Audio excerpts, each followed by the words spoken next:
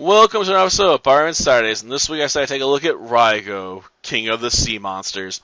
I have to admit, the choice in title there is undoubtedly meant to be exploitative, because I'm sure like Godzilla King of the Monsters or something had came out recently when they picked that title. Or it's meant to be a nod to it at the very least. And the monster itself, definitely takes a lot of inspiration from Godzilla, from the lightning being attracted to it, the fins on the back, the facial design. I guess it was designed by someone that did like a Mosasaurus version of Godzilla, so I guess I can't be surprised it looks so much like the King of the Monsters himself. So, yeah, you can argue this is basically a cheaper knockoff version of Godzilla in a lot of ways. And you definitely can fill that in the budget, because there's a lot of bad CGI effects here.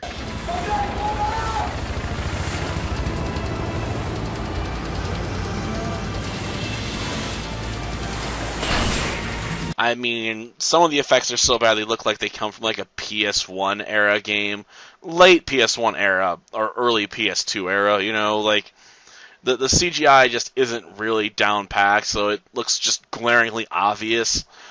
I wish they kind of just went with cheap models if they could have gotten them.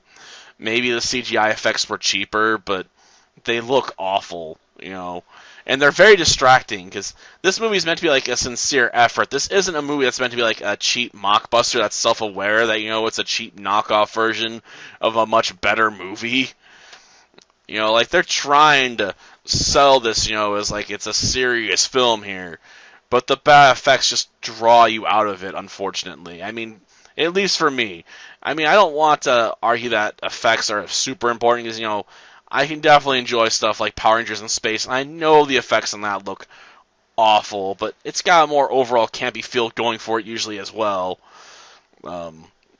This doesn't have that, This feels like, it's meant to be like a serious drama with us, wondering, when is this one guy gonna die and, leave his sweetheart by herself, because he's on the Yamamoto, so he's screwed.